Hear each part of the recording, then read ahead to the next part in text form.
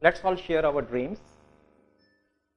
Do you know the beauty that Pakistan has, or the potential that we have, the resources we have, or the strength we have? Let's talk something positive for a change. They say a picture speaks 1,000 words.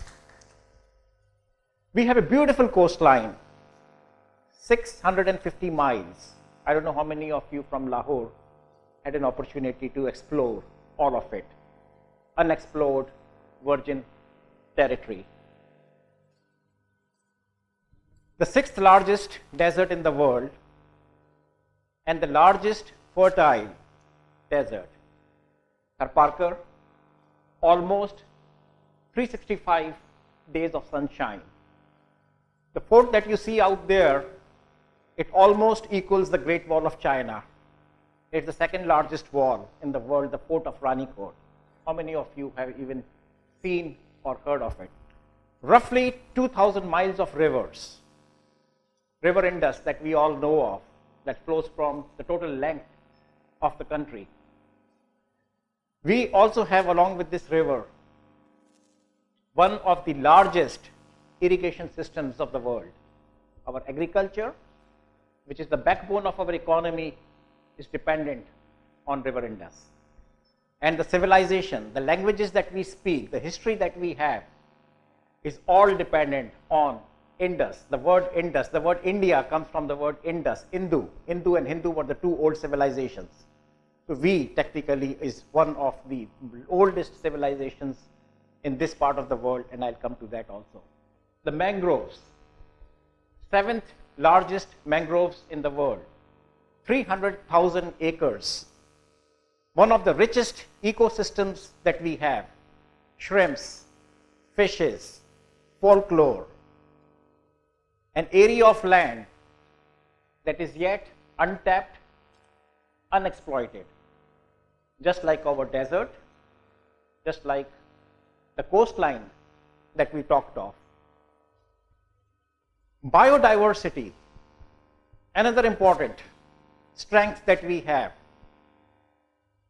From the coast, which is at sea level, to peak as high as 28,000 feet, from the rivers to the mangroves to the deserts, we have over 6,000 different species of plants, of herbal plants, a $60 billion industry, an area again that we have not tapped into, that we have not exploited.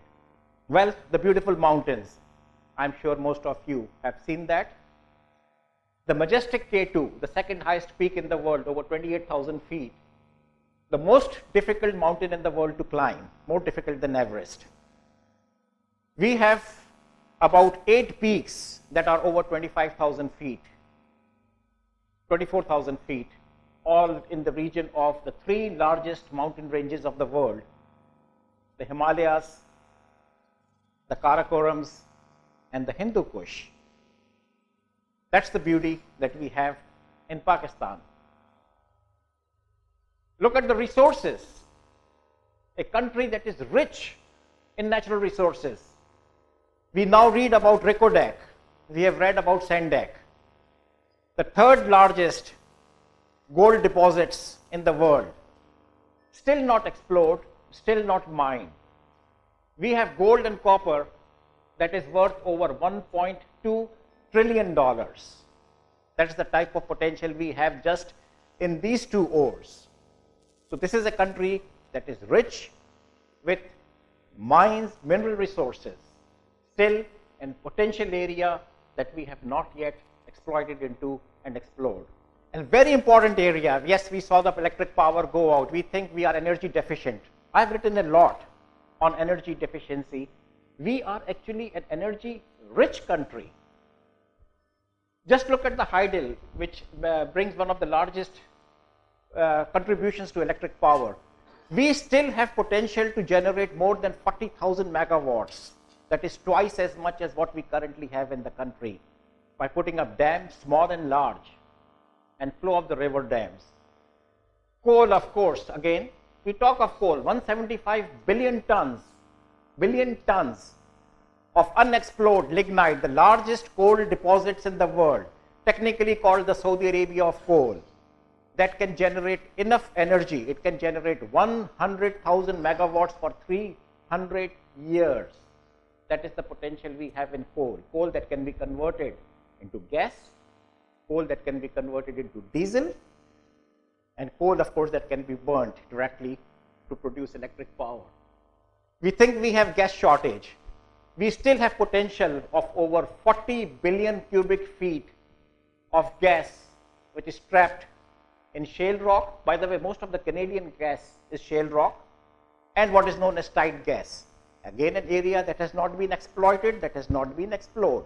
We would rather import gas from Central Asia, from Iran, just like we like to import our furnace oil and our gasoline products from outside rather than make it locally. And I show windmills here.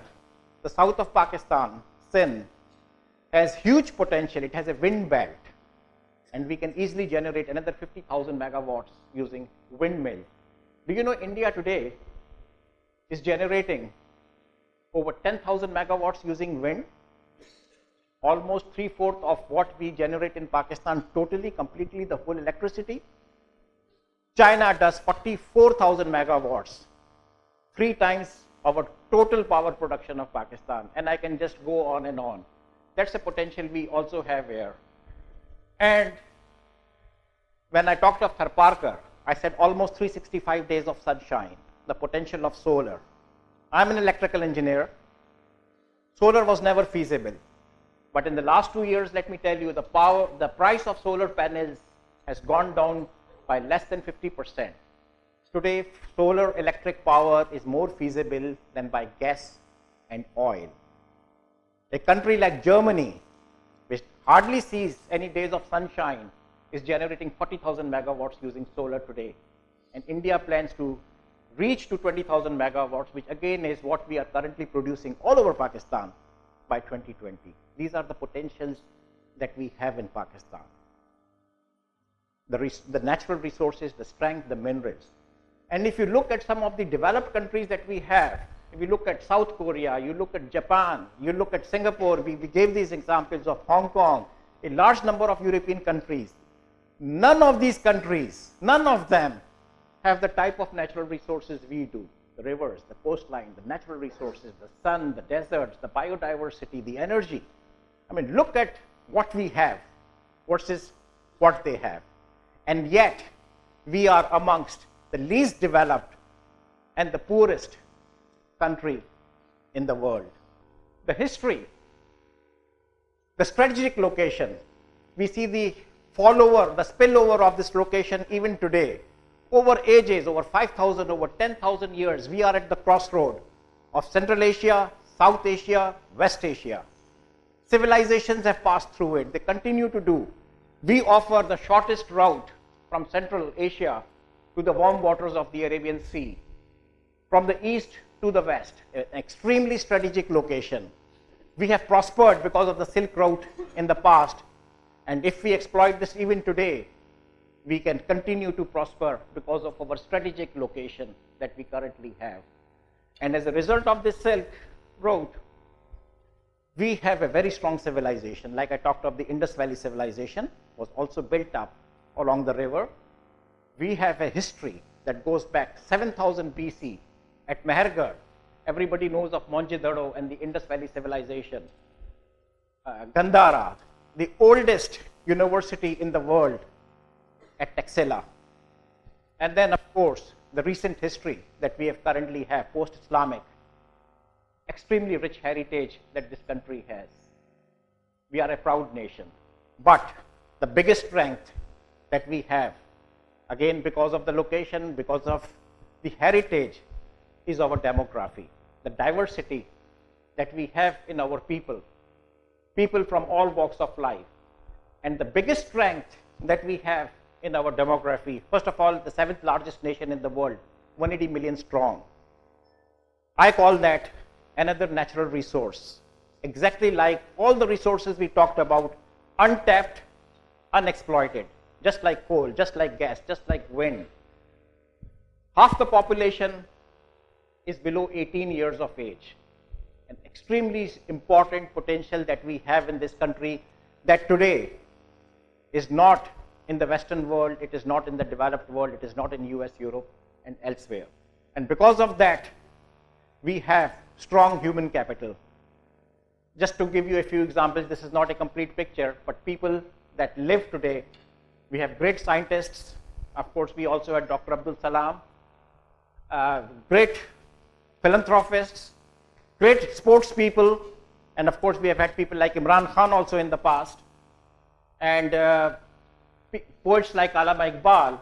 So the list goes on and on from history out to the present time. I have only shown people who are currently active in their fields. And beyond this, when we talk of the youth, we have great youth potential. Here are some of the examples of our international celebrities that we have in the youth. And again, just a few examples that I put on a slide here. And let me also honor here Arfa Kareem, who should also have been there. And when I started preparing this slide, she was there on this picture, but I only wanted to put in people because we talk of the dream, people who will take us forward, people who are living. So we have great youth potential in this country. So you see the potential, you see the strength, you see the resources, what have we done about it? How can we exploit it to our advantage? And that is where I come down, how can we exploit our demography? How can we exploit our youth? And here is an evidence of how other people have done it. This is called knowledge economy. And to give you examples, the countries out at the top, South Korea, and Pakistan out at the bottom. And this curve literally means the more you invest in education, the more you invest in higher education, you see returns in the form of knowledge economy. A clear example, a very linear curve that you see here. South Korea has densities of enrollment or of graduation which are 10 times that of Pakistan, and their GDP per capita is 10 times more.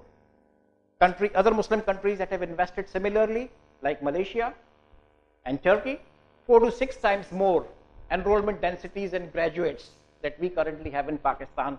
Their GDPs per capita are 4 to 6 times more. We fall at the bottom half. A clear evidence that countries have prosperity through education, through the creation of a knowledge economy. But one can go even beyond. Here is yet another example of value addition. Countries that have innovation, countries that do research, countries that have PhDs, the high-end part. And there you are looking at Scandinavian countries, you are looking at Europe, you are looking at North America. People that have really invested, that do a lot of research, are out at the far end. This other portion was out here that I talked about, the developing countries. So that's the evidence. To give you an example of Finland, which has a population less than half that of Karachi, and only one company from Finland, Nokia, has exports more than all of Pakistan put together. That's value addition. So what are we doing about it? Our goal, of course, is, and my dream is, to establish knowledge hubs in Pakistan. That is the right direction. And this gives you an example of what we currently have, how we have prospered. And yes, we are going in the correct direction. We have a lot of setbacks that we talk about, but like I said, I'm not going to be talking about anything negative here. Our goal is to have more and more education, higher education, graduates in the country, create more knowledge workers. And here is a clear proof what the Higher Education Commission in Pakistan has done over years. We continue to grow at a rate of about 15 to 20% a year. Currently having more than 1 million students enrolled at our universities, and we continue to grow. That is the impact that we currently have, and it is starting to make a difference. Value addition.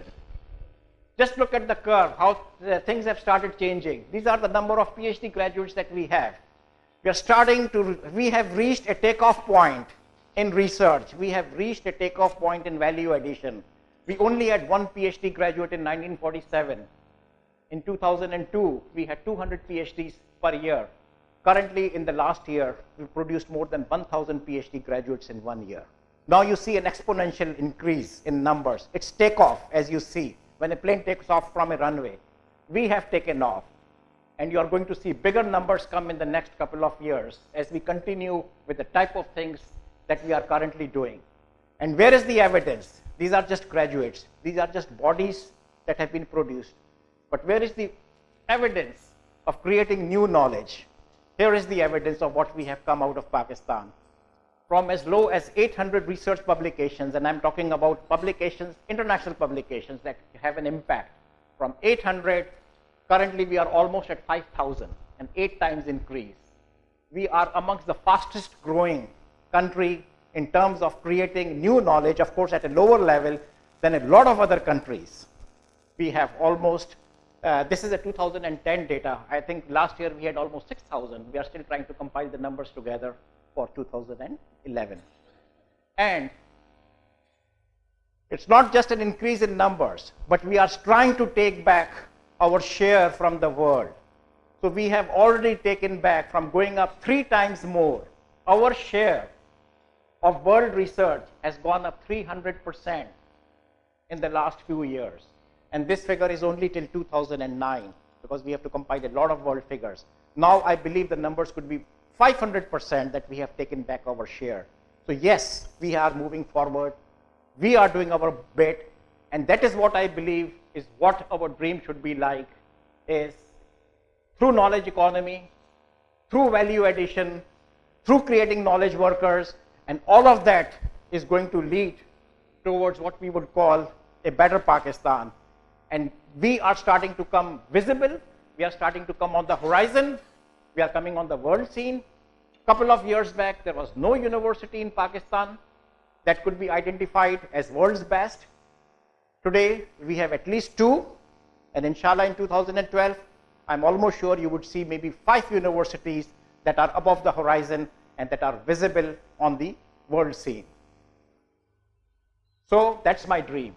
My dream is for a prosperous Pakistan through what I would call as knowledge economy, through education, through higher education, through the creation of research, education, and innovation. Thank you very much.